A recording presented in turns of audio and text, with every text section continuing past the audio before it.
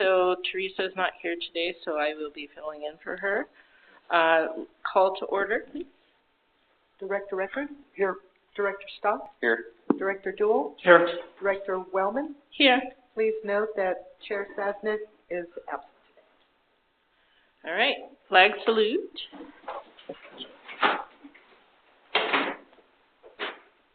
I pledge allegiance to the flag of the United States of America and to the republic for which it stands, one nation, under God, indivisible, with liberty and justice for all. Okay, we are on to public comment. This portion of the meeting is reserved for any person desiring to address the board on any matter not on this agenda and over which this board has jurisdiction. Please be advised, however, the Brown Act prohibits action on items that are not listed on the agenda or properly added to the agenda under the provisions of the Brown Act. Board members may, however, respond briefly to statements made or questions posed. They may ask a question for clarification or request the staff to report back to the board at a later meeting. Also, the board may take action to direct staff to place a matter on the future agenda. Speakers are limited to 3 minutes. Please step to the podium and state your name for the record before making your comments. Any public comments this evening? No? Okay. We are on to new business. This portion of the meeting is reserved for directors to present to the board of directors and the public information, announcements, and items that have come to their attention. No formal action will be taken. A board member may request that an item be placed for consideration at a future board meeting. Ben, would you like to start? Anybody else? Nope. Well, okay, as usual, I have something. Yeah, you just look over here. So, as a member of one of the subcommittees of Measure A, we were supposed to come up with funding, interim funding, short-term funding for the police department. And in that process of discovery, we had identified the foundation as maybe being of some help. However, the foundation, not being separate from the district itself, was not able to advocate as I thought they might be able to. So my question is, this is open to anybody, certainly the general manager, the board, everybody. What impediments are there to separating the foundation from the district so that the foundation might be more useful when we need to come up with some sort of funding or whatever that is required by the district and that they might want to participate in?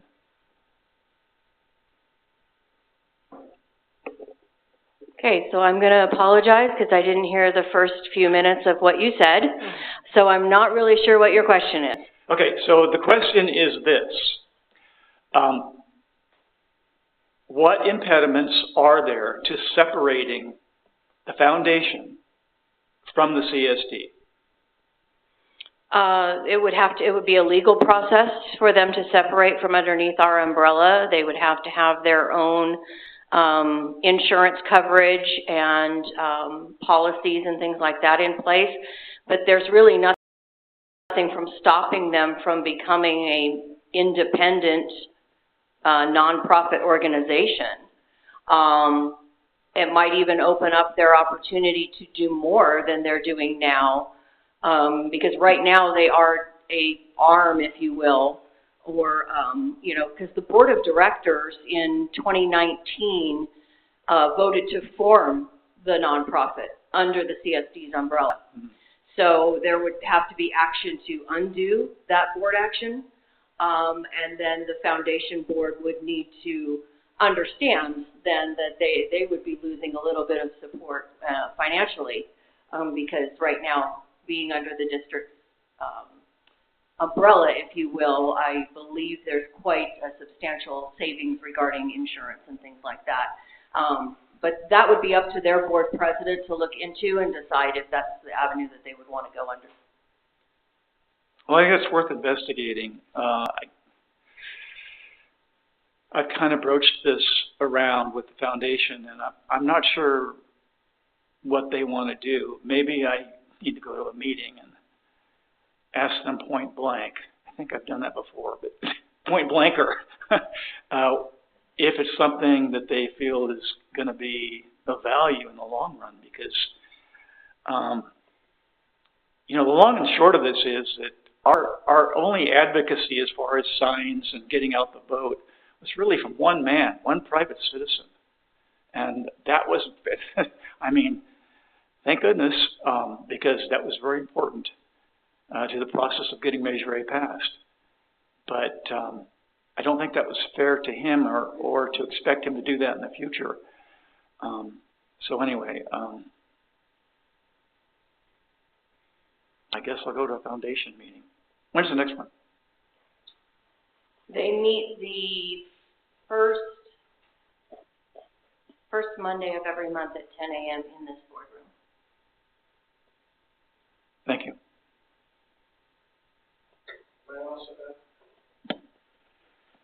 Like a lot of our other volunteer organizations, it really comes down to our community's active participation in our community. I know that the foundation has actively put some steps in place where they're trying to be a little bit stand alone, but there's still much more to be desired, if I can talk openly. I think a lot of our volunteer organizations really rely a lot from the Community Service District, which also has its pros and cons to that. I think just looking at all of our volunteer organizations, we're just not seeing the participation like we once were, which is at our detriment for our community. So again, for those who are listening on live stream or those who are in the audience, we are actively looking for volunteers for our CERT team, for the foundation. Do we know where the feedback's coming from? Is it from me? No, Jason will handle it. Gotcha. Maybe not quite so close or something. Gotcha. I have an electric personality. I apologize. Jeff, if you can reach, we can probably shut Teresa's microphone off. I just did. So, again, what we sometimes forget is we do need that part of our community, because it really is what our community really is for, is giving back in some way. And I know it can be a commitment, and sometimes it may be overwhelming, but sometimes it's not as bad as some people think. So I know I'm kind of speaking to the choir on a lot of faces here, but really this is an open call for all of our volunteer organizations, including 4-H. We really need people to give back. And if we don't, it's going to have some of these struggles. So again, I know that they specifically have done some things, but there's still much to be desired. And there were, just to my knowledge, there were multiple individuals who did pay into helping fund. Some of them remain anonymous, but there was one specific individual who took that on themselves, which I think we're talking about, which, again, we value that community member for all that hard work, because you are correct, that was essential for advocating on our behalf, and if we not had that, I do not feel confident that it probably would have passed. So again, that again goes down to some type of volunteering, right? If we did not have you have the voice, that wouldn't have passed. So we just need to continue that momentum into the future and look for other options, because like Director Duell said, we are very limited from the police department standpoint of getting funding in the short term. And I don't want to lose any staffing that I can lose at this point due to not having any ability to get items that are crucial for our department. Specifically, we just got a quote, and we're looking about $1,200 to outfit one officer for a ballistic vest, which is the industry standard. But for us, that is a lot of money. Now, I know that was a item that the foundation was really wanting to donate to with the last fundraiser that they have, but again, you can see how much one expenditure can obviously, completely diffuse our funding. So again, please, if you have time, please volunteer. And I just want to be clear that my question was more about the foundation operating at the highest level it can without legal restrictions from the CSD.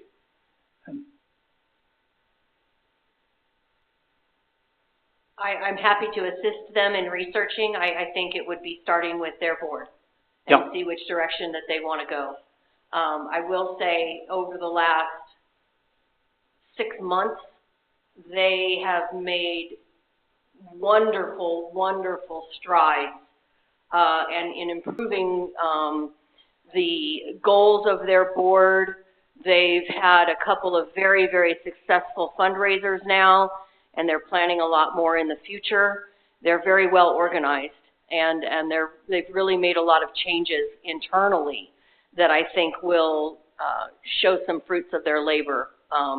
But as far as getting out from underneath the umbrella of the CSD, again, that has to be their request. And what that means legally and financially, I just don't know.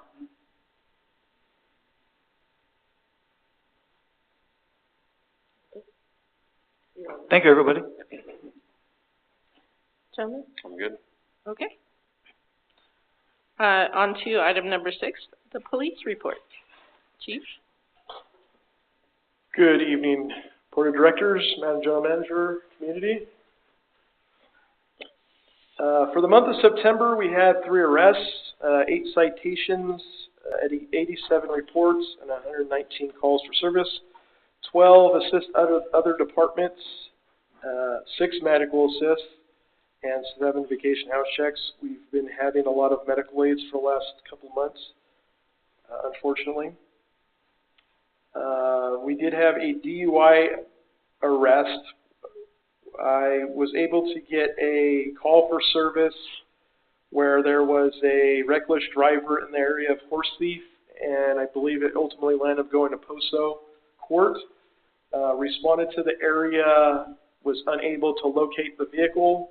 A short time later, I received a telephone call from a resident saying that there was a vehicle in the rear of their property, and it was almost going down a hill, if anyone's familiar with Horse Thief, and they were concerned that it was about to start a fire because they were attempting to leave the area, but it became incapacitated due to the dirt and the weeds.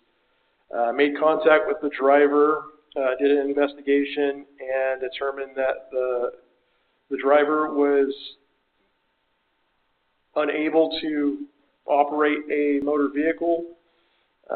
We believe it was DUI drugs. The subject was arrested, and some additional testing was taken. The interesting part of this is they said that they were looking at GPS. They got overwhelmed because they were not using their normal vehicle, and for whatever reason, the GPS told the driver to go through 2 fixed structures, which I'm sure most people would realize that would probably not be a good idea. They drove through those structures, which was probably about 6 inches on each side somehow, made a left, almost hit some solar panels, and then made a right, and then got incapacitated. So again, suspicious circumstances, but it was a multi-call for service. That individual was arrested, of course. There was a stolen vehicle. It was a 16-year-old male who stole a vehicle as well as some personal items. The individual was located in the city of Tehachapi as well as the vehicle, and was transported to juvenile hall. We also had a individual that we made contact with who had a methamphetamine smoking pipe on him. as well as having an active warrant for his arrest for possession. As those who do follow social media, you can see that there has been a lot of activity considering wildlife. There was a bull elk that was taken.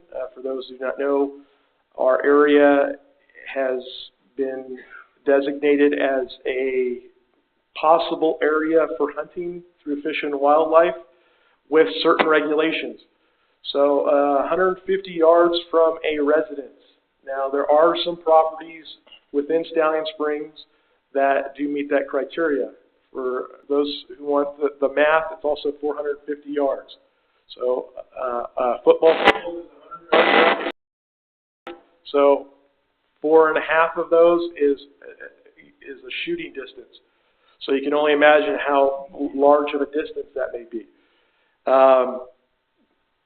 This individual did have a tag. However, it was, again, investigated by the police department as well as Fish and Wildlife, and we seized the animal and have open charges on the individual. I know that there was some chatter online saying that we were not doing our job or things like that. That is not true. We were in this whole investigation almost immediately. There was also, because of the rutting season, some animals that have died as a result from sparring. What may be a possibility, and it's kind of a strange thing, is there might be a smaller bull elk that is killing the larger ones, because 2 of the animals that have died from their injuries or had life-threatening injuries were in the lower part of their abdomen, which is very rare. So that's showing like they're kind of going underneath the animal, puncturing a lung, and it's making the animal pass. One of those animals, I think it was actually Oktoberfest before our activities, had to be put down by our police department. Unfortunately, in this day and age, people are different, and the officers were heckled and ridiculed while doing their job. Again, we have to make that tough decision to determine if the animal is able to live on its own and possibly do this. There's no way for a veterinarian to care for it, so that's why we made the determination to put the animal down so it no longer suffer, and Public Works seized the animal and disposed of it, and Fish and Wildlife also inspected the animal as well. So in that short 2-week period, we had 3 instances where we had either an elk got hit by a car, one got killed by the season of sparring or something other, which is extremely rare, but it got a lot of attention from our community. All I can really say is just know your laws. You know, negligence of the law is not an excuse. Please just be aware of what you can and cannot do.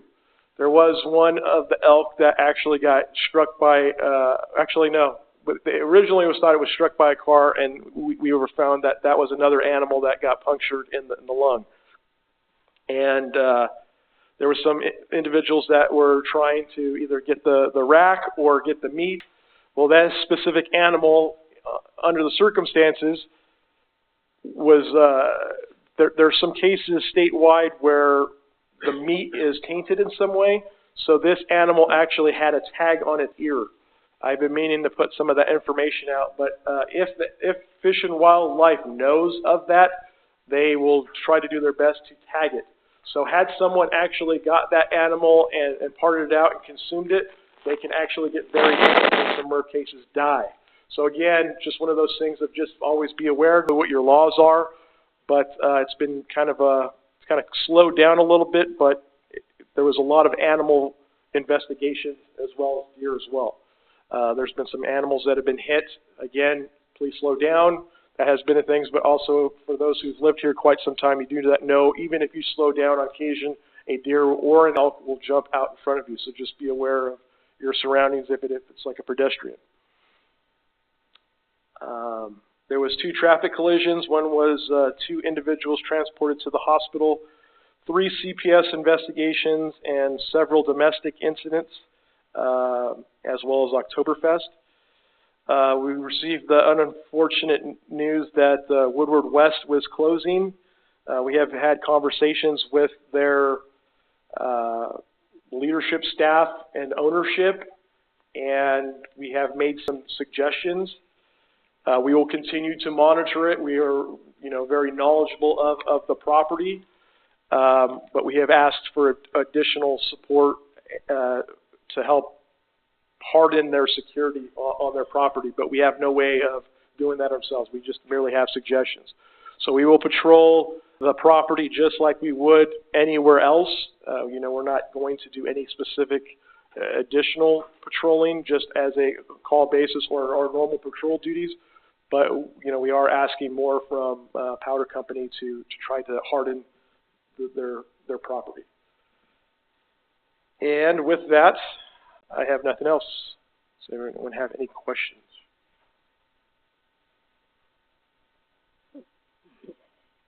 All right, thank you. Thank you, Chief. All right, so the police report will be received and filed.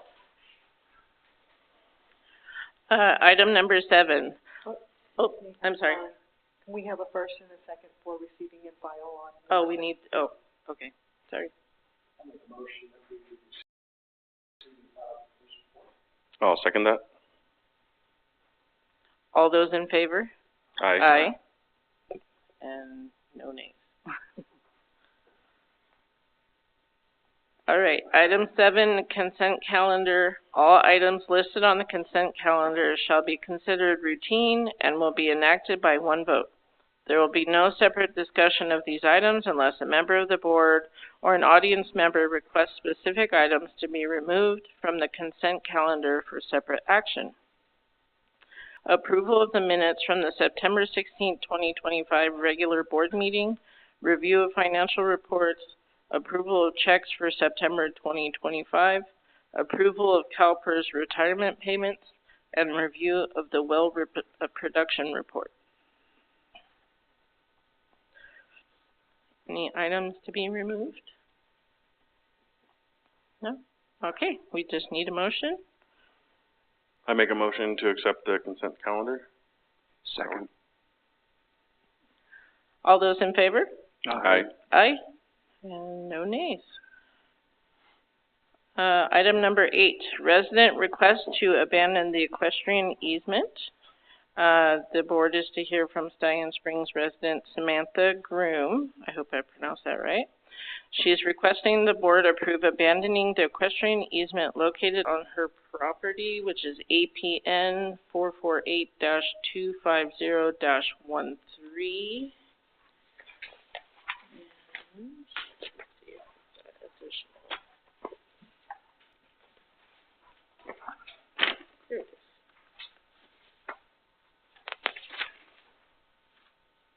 Excuse me, the background on this is resident Samantha Groom is requesting the district abandon the equestrian easement that runs through her property. She is the owner of the APN 448-250-13. The easement is between two parcels and is preventing her from doing a lot line adjustment to merge the properties. Samantha?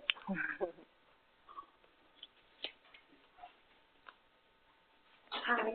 Good evening. Actually, that's not quite correct. We only own the one parcel, and we're not trying to merge two parcels together. It would be lovely if we could purchase the one next door to us, but that's not in the works right now. We're actually asking for that one to be removed, particularly because the shape of our property, as my kids call it, it's shaped like a Dorito. And at the base where the road, the what's it called, cul-de-sac, because the easement is 100 feet wide, it actually takes up the majority of the mostly flat and buildable land that we have there.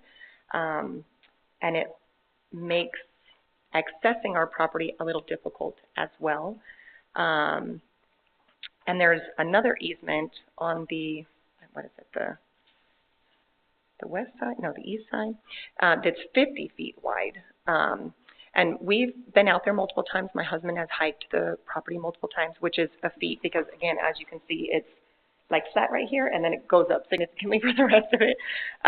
But it doesn't appear that these easements are being used or utilized, and I understand that the easements are an asset to the community. And if it is still a current asset to the community, of course, we don't want to remove that. But we would like to at least consider reducing them, especially the 100-foot easement. It does seem a bit excessive for people to hike or take a horse out there. And again, because of how much buildable space it's taking up, that's why we're bringing it before you for consideration. I have some questions. Yes. How long have you owned the property, and is it currently any structures on it at all? No, it's beautiful raw land, 31.5 acres.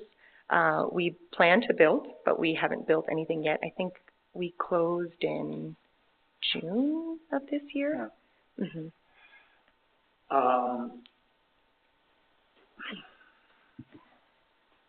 Is your main concern that the access from the cul-de-sac isn't sufficient, or is it the entire strip of land that is the easement? It's 50-foot strip, right? Not 100 feet. It's 100 feet. Oh, it is 100 The one feet. that's at the road, yeah, 100 feet.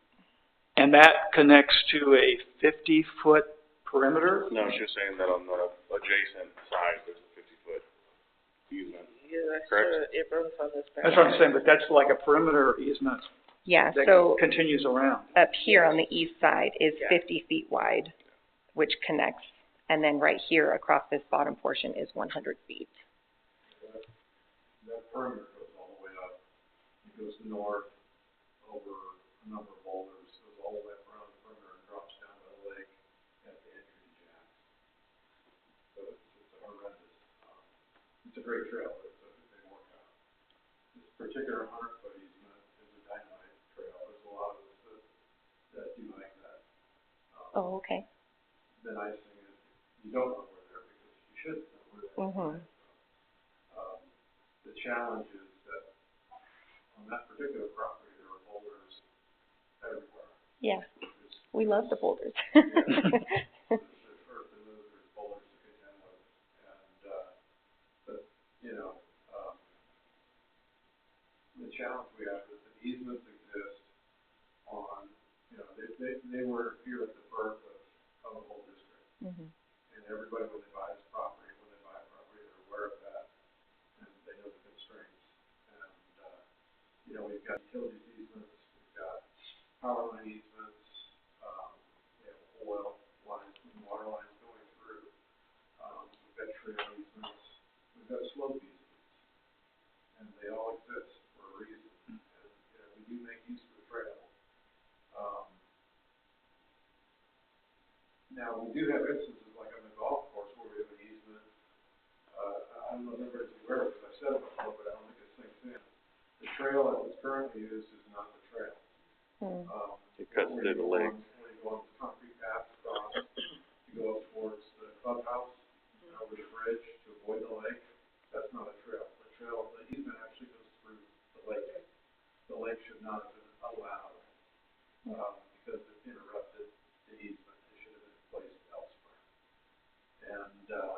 And then as you continue up, you actually go through the willows that have been allowed to grow into the easement. If you stay on the trail, and then you go on the asphalt for a couple hundred feet on the driveway of the golf course. And then you go like and come up the horse feet. Mm-hmm. So we've got many trails that are like that, where the actual use of the trail is different than the easement, and it's important to maintain the easement. This particular property, there's probably a way to look at it, because it's strictly just to navigate that slope when you're climbing. It's pretty steep. It's a great climb. Yeah. Yeah. But, you know, there's probably a way to having the easement there won't preclude you from putting asphalt in. Let's start with that. Or a bridge. Or a driveway. Those wouldn't prevent any ingress or egress for the purposes of the easement. It's just a structure. Yeah. You know, and you can lay the structure anywhere outside the 100 feet. And I know there's a way you could tuck it in up towards those boulders. Do you already have plans drawn? No. No? Okay. But I have hiked on the well, the opposite side, okay, so that's, yeah. And because the easement is so wide, 100 feet, when you start hiking, you're almost immediately in the boulders and that beautiful waterfall of the seasonal creek that's right there. And of course, I don't want to dig that out to build my house. But then, you know, again, the buildable land that's there it is significantly encroached upon by this easement, I feel like. There's just not a lot of it. There could be a way to reduce it, at the entry point, because you still have access to the trail. You'll never get a horse up that trail. Correct. I barely got myself up there, yeah, it was, yeah. It's one of the most difficult ones we have. Yeah. To climb in the district, which is why it's so nice. But, you could probably put in a driveway, you know, put in a bridge over that creek that runs through there, and build your structure and still have, you know, 20 or 30 feet of easement there, and it could all work. Mm-hmm. So you could actually, you know, shrink the entry point of the easement for a couple hundred feet, and then continue with the 100 feet if you want. I don't think, it's just there's a set of boulders there that you have to be able to get around.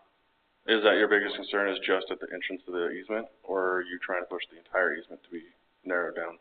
Well, since we don't have plans, we have dreams and we Yes, have ideas. absolutely. We'd like to have some animals. My in-laws have seriously considered building and living with us, right? Okay. Like a family compound. Right.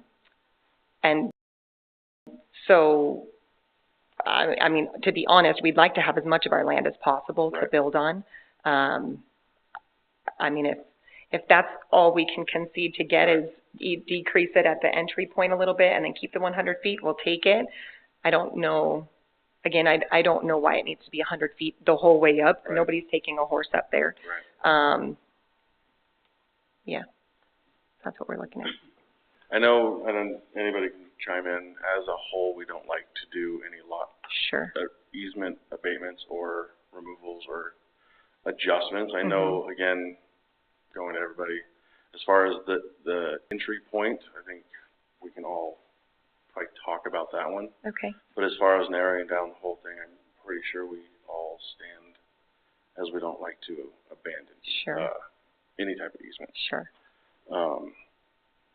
Would it be something she could essentially draw plans and kind of give us ideas later, or do you need a definitive right now? I don't. Okay. Mm-mm.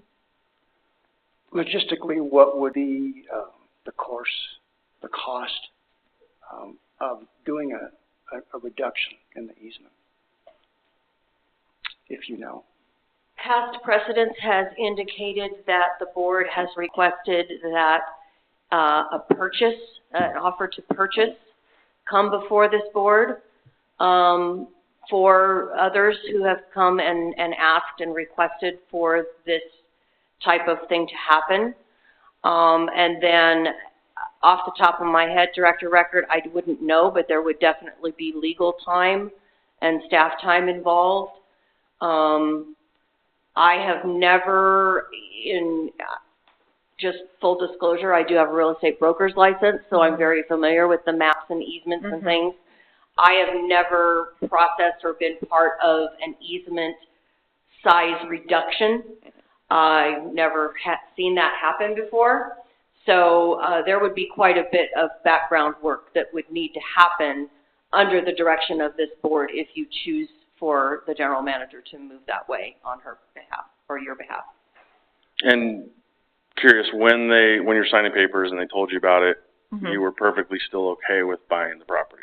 And I mean, it's still beautiful. it's stunning. I've seen it when it was for sale. Lovely, yeah. Did you actually see the property before you bought it? My husband did multiple times. I didn't. I just trusted him and his pictures that he said it was beautiful. And he told me, you know, I saw all the things and there was an easement and we said, well, you know, obviously we'll work with it if we can't get it reduced. We still love it and we still want to make Stallion Springs our home.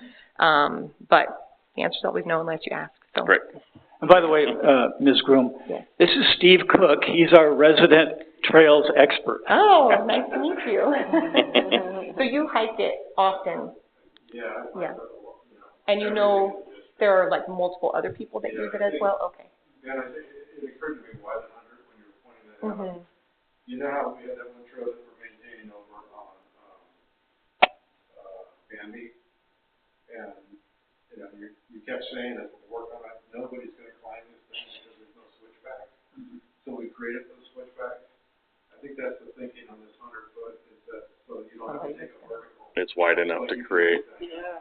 that makes sense. That's why it was so wide, you're saying?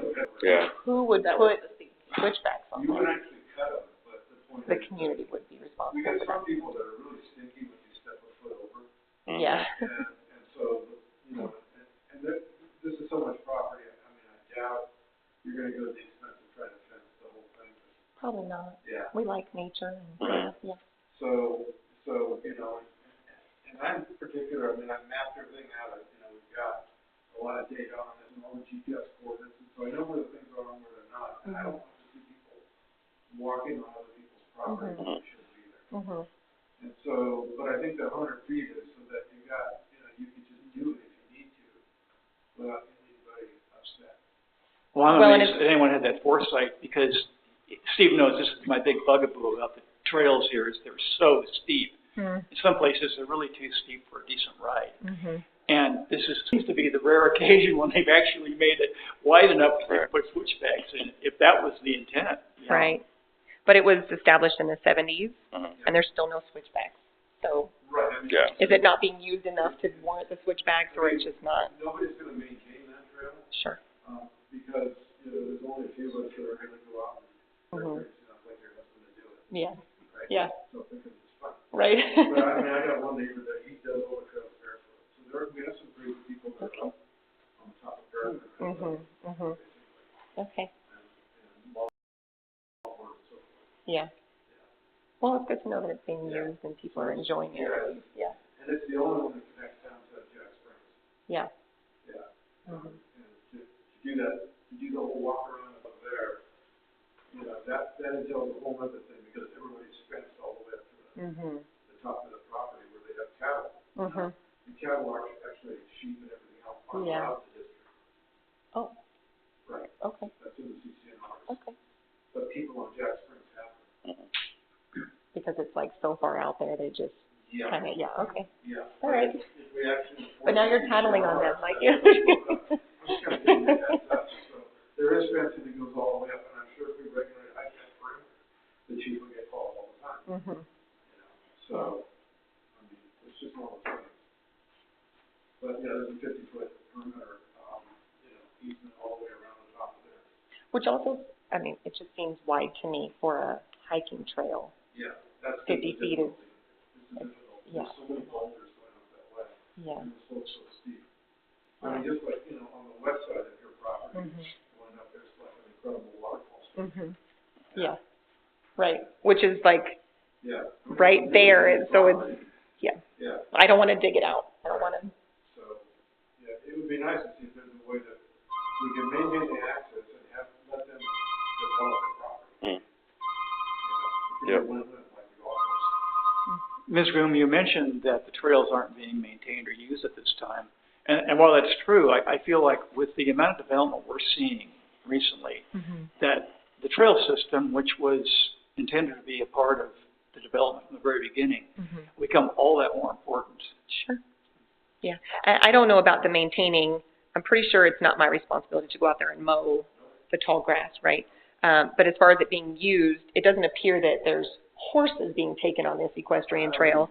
As far as hiking, you know, the grass is still up just like the rest of it. So visually, it doesn't appear that it's being used. But I mean, I take your word for it. If it's being used, then that's great. I would say, again, probably a few times a year.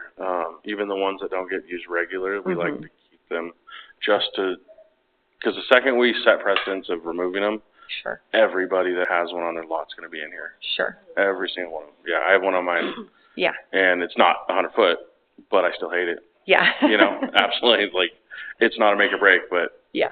it's annoying. Yeah. So, Yeah, and if you take a look at the development map, you will see all the equestrian and hiking easements. Yes. Just all over, in places you Everywhere. can't even imagine. Yeah. But that's what we're dealing with. And Yeah. it is a hard sell for us. I mean, I do appreciate the fact that we're talking about, you know, maybe is there something that can be done at the access point if there needs to be, but I mean, that would involve a lot of work, I think, on the boards and the Yeah. TSD's part to accommodate one property owner. I'm not sure Sure. it's something we can afford to do. And I know that, you know, property lines have to be redrawn and all that, and my husband gave me authority to say that we'll pay for whatever needs to be done in order to legally reduce the easement, because I know that there's a lot of work that goes into it, and there is some financial cost, so we're willing to take on that cost ourselves, if you guys are willing to reduce it. I think it would also be good for us to have time to actually go out there and view the entry Sure. to your property. Sure. Because, especially on the satellite map here, the entry does look tricky.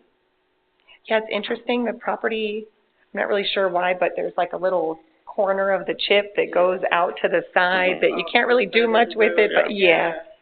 I mean, you know. I'd like to go and actually view what's going Yeah. on there. And I would like to, you know, see why they decided to make it 100 feet Yeah. when the standard is more like 25, 50 feet, Yeah. depending on where you are. Right, right. So maybe we can, There's, I believe there's some, I'm not sure if it's all the way around the property. We have not had a survey done yet, no. Yeah. But we want to. I mean, that's on the list of things to do. I've never built a house before, so I'm excited, but also a little intimidated. So. yeah. So can we, I guess this would be a table it so we can go and view the property and see what we're dealing with, even if the possibility of the reduction maybe just at the entrance, I don't know. I have not personally viewed this trail myself, so. Bring your hiking stick. I'm prepared. It's a hike, yeah. I gave you all permission to go to the other side and see the creek. We have a little picnic table, right, like at the base that my sister-in-law gave us, and then if you go up, you can hike up the waterfall that's there before the water starts rushing down. It's beautiful. Oh, wow. Yeah. Yeah. It'll be a real pleasure. Yeah. Yeah. Oh, yeah. Yeah. Yeah. Yeah. I will not be bringing my horse. Yeah, no. I was holding on to my 8-year-old so he didn't like slide down and my husband was behind me. And it's that we were following the game trails, you know, kind of goes, yeah, it was fun. It was fun. Well, yeah, we'll deal with that later when it comes, yeah. Is it your intention to move up here? Oh, Yes. Yeah. So it's Yes. not like a vacation home? No, our permanent residence. Yeah. All right. I think it's reasonable to yeah. put this off until the next meeting and give us a chance to go out and look at the property and just Okay. put our eyes on it. Yeah, see what it actually entails, yeah. Well, thank you for being willing to at least entertain it and Of course. go see it for yourself and have this conversation. We really do appreciate it. Sure. I actually live in Anaheim right now, Wow. so I'm sorry. yeah, I know. Again, we're very excited to come out here. Very excited. The concrete jungle, I'm over it. But I mean, you have my phone number, I guess, if you need to ask me questions or anything like that. But I will, of course, do my best to come out here again if I need to the meetings and do whatever. So. I'd just like to verify that we are allowed to go out separately or together Yes. to the property anytime Absolutely. and take a look at it? Absolutely. Okay. Enjoy. Yeah. Bring a picnic lunch. You can sit at the picnic table. Gosh, 31 acres, what will I do? Well, that waterfall better be running. Oh, yeah, that I can't guarantee. I don't know, but when I was there, it was dry as a bone, but I'm looking forward to springtime. Yeah. Yeah. Oh, Thank Thank you. you. Well, thank you very much. I appreciate it. Thank you. Thank you so much for coming. All right, so we need to make a motion. I make a motion to table the request to abandon the equestrian easement till we'll go out and assess visually. Second. All those in favor? Aye. Aye. And sounds like none opposed. All right, we are on to item number 10, resolution 20. Oh, sorry, I checked it off already. My bad. Item number 9, approval of expenditure. Approval of expenditure for the Oktoberfest food purchases in the amount of $5,322.28. Here it is. Okay, so the background is the Park and Rec Department placed the standard order for the food to sell at Oktoberfest. This is usually invoiced for just under $5,000. This year, food costs have increased, and this year's invoice came in at the $5,322.28. This exceeds the spending limits without board approval. This additional expense was unexpected, so prior board approval was not requested before the order needed to be placed, so the food would arrive in time for the event. I make a motion to approve the expenditures of $5,322.28 for Oktoberfest. Second. All those in favor? Aye. Aye. All those opposed? All right, the resolution passed. Okay, now we are on to number 10.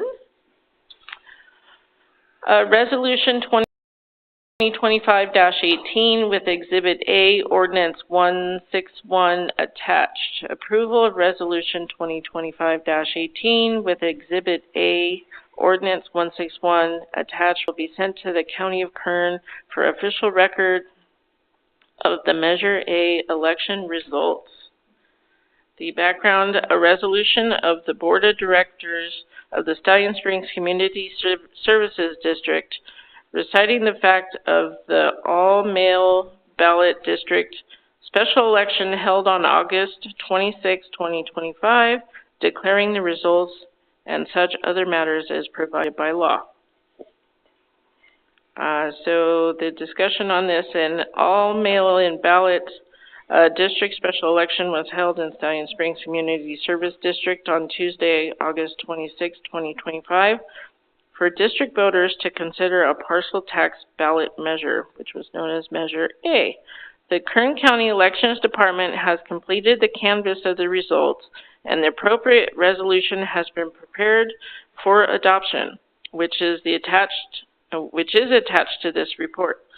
The results are attached as Exhibit A to the above entitled resolution. As a result of the election, 2/3 of the district voters did approve Measure A, and it was therefore passed.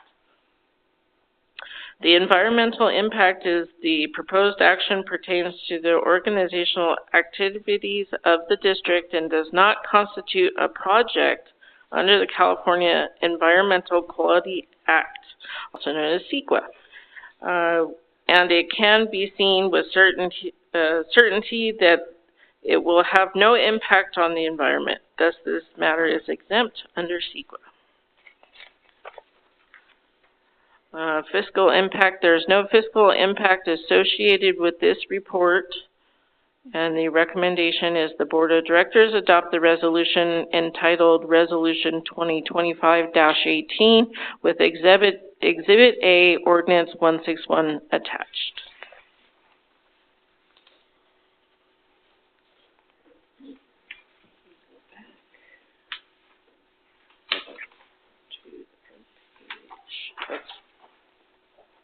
Can I just make the motion? Or did you? Okay, I'd like to make a motion to adopt the resolution 2025-18 with Exhibit A, Ordinance 161 attached. Second.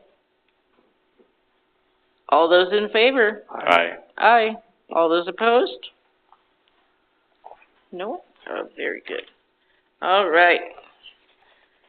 We are on to item number 11, our committee reports. Where is it? Oops. Good night. Thank you, Chief. Let's see. Is there not a section for committee reports? That's just verbal, Okay. Dr. Wellman. Sorry. I'm just, flipping through all my pages here. That's okay. You have your board members present that are part of that committee. Okay. So, anybody want to report on your committees? Yes, I will report. Measure A Standing Committee has not yet met.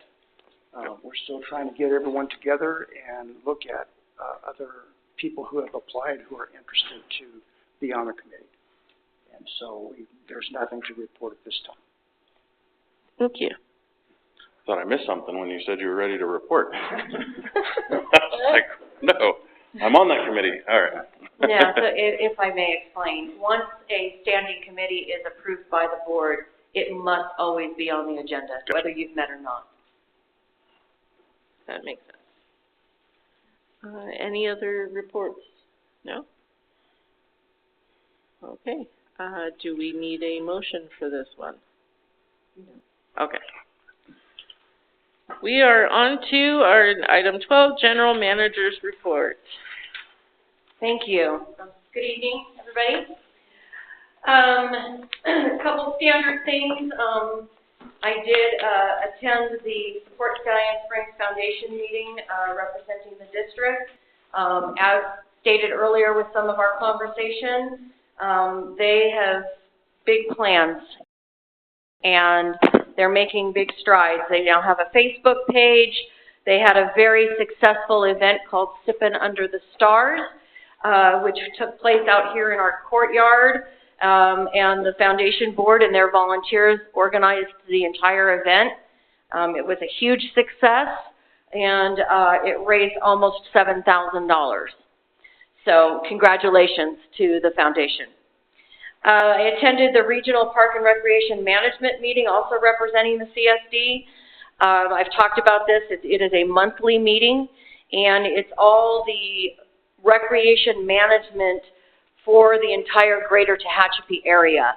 And we get together monthly and we compare calendars, we compare successes, challenges, and collaborate. So we're not, playing Toy Story in 4 different communities throughout Tehachapi. We're shaking it up a little bit, and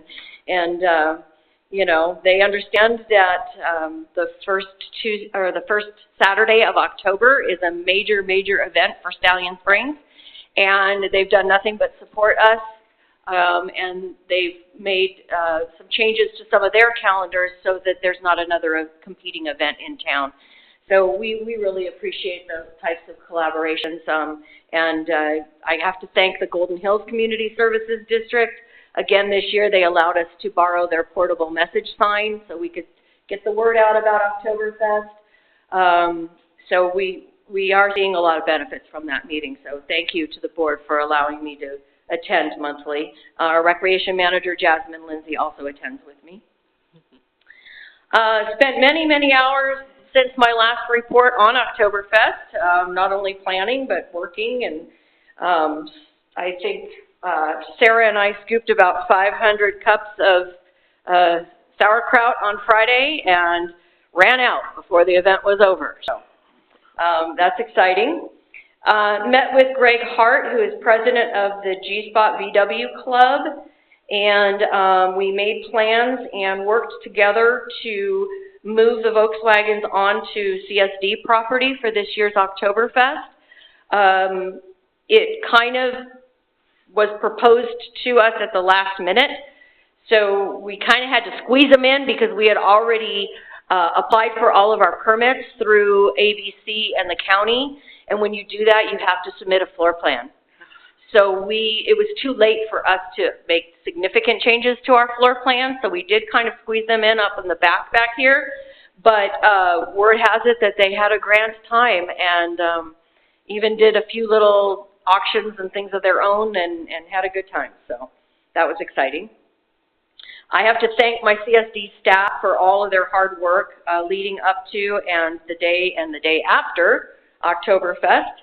A lot of guests, if you will, show up and enjoy the event while it's happening, but it's actually a 3-day event for volunteers and staff. So it's a lot of work, but we have a good time with it. And again, thank you to all the volunteers that did come out, Mary, everybody. Thank you. We appreciate you, Ben and everybody. And then I want to end with thanking the City of Tehachapi.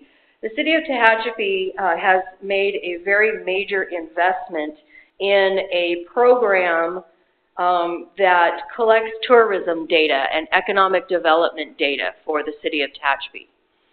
And this is the second year that they have used that very expensive software to collect numbers for our Oktoberfest for free.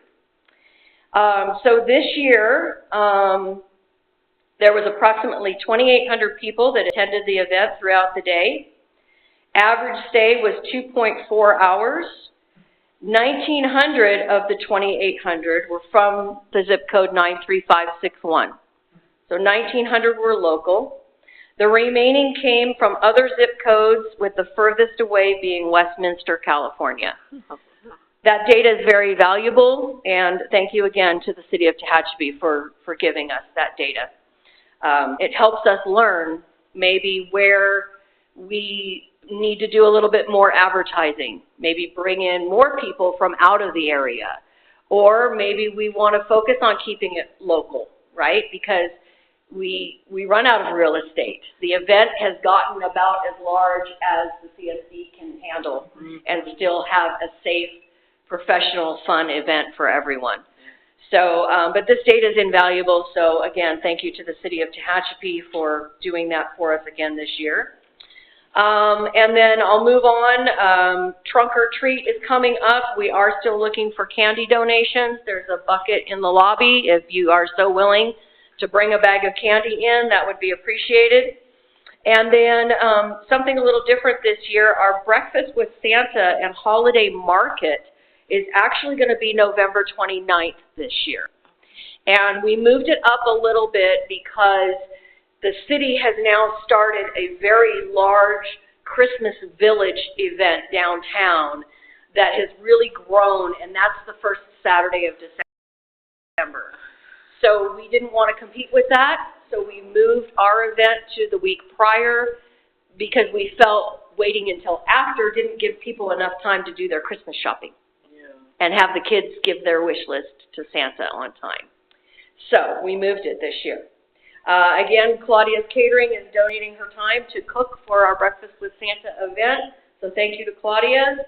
And unless there's any questions, that's what we've all been up to for the last month.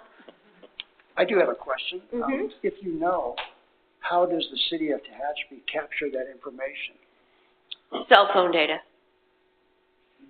It's an AI software program that collects cell phone data. Okay. I'm just curious how they would get someone's zip code. You can. Your cell phone tells everyone what your zip code is. Huh. Yeah. Yeah. That's interesting. Mm-hmm. You didn't want to tell that, did you? You would be amazed, Neil. It knows everything. Yeah. Huh. Well, I mean, it doesn't know your address or your name. It just knows the area that you've traveled from because your GPS is probably on or your Bluetooth or something like that. Well, I have all that stuff. No, I was checking licenses. I did notice a lot of licenses from out of state, although I suspected they may have been at Edwards Air Force Military. Base. Mm-hmm. We do that on purpose to get registration. Everyone's registered in Iowa. Yeah. I do have a question about the bridge and what the work was done there. I asked by a resident. So are you referring to when we had the speed bumps up there? Yep. Okay. Can we do that work again? Is what we're asking. Ongoing. Yes.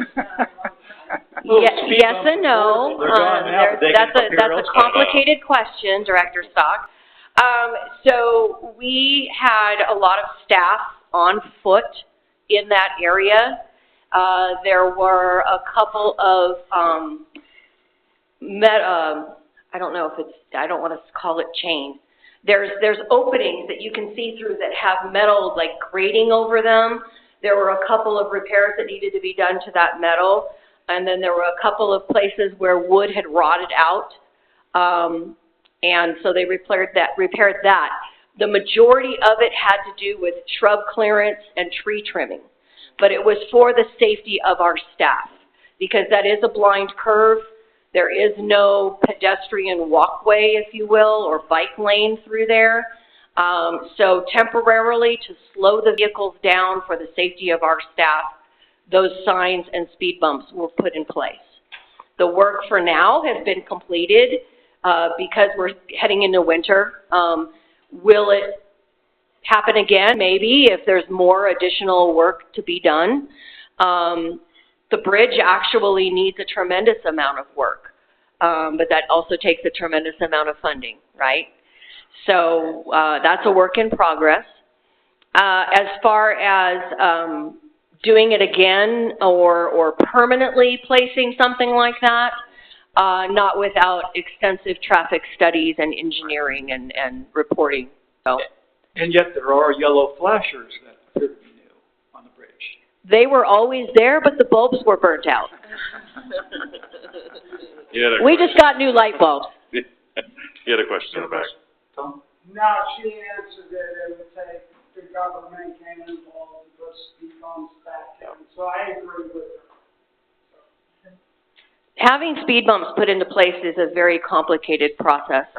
And when I was with the county, we had a lot of neighborhoods in unincorporated Kern that placed those requests. And depending on the density of the residential area, sometimes it can actually trigger a vote by the residents. So it's not simple just because we think they should be there.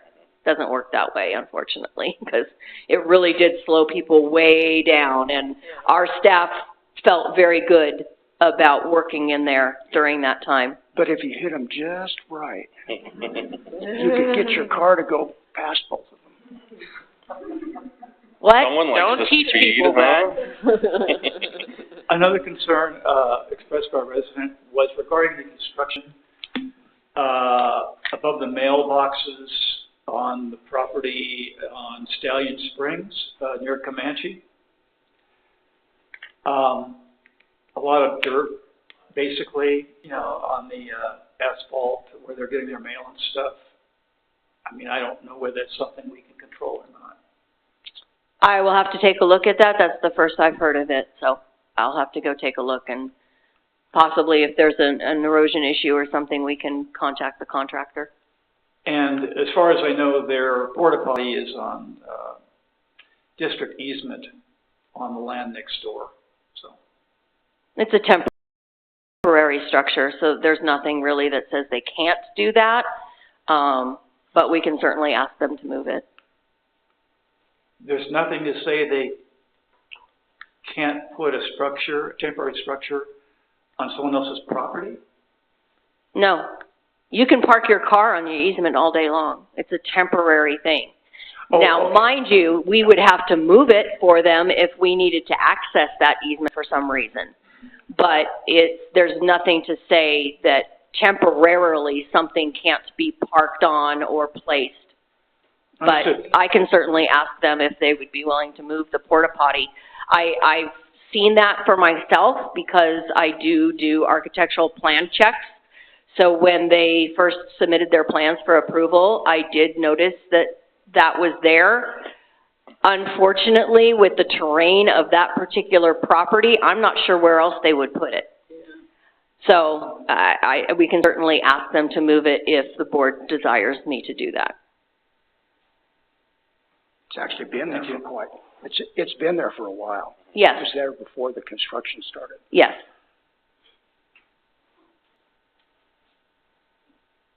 Any other questions?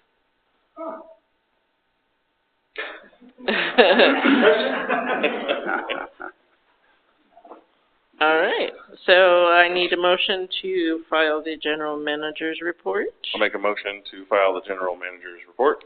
Second. Third. All those in favor? Aye. Aye. And anyone opposed?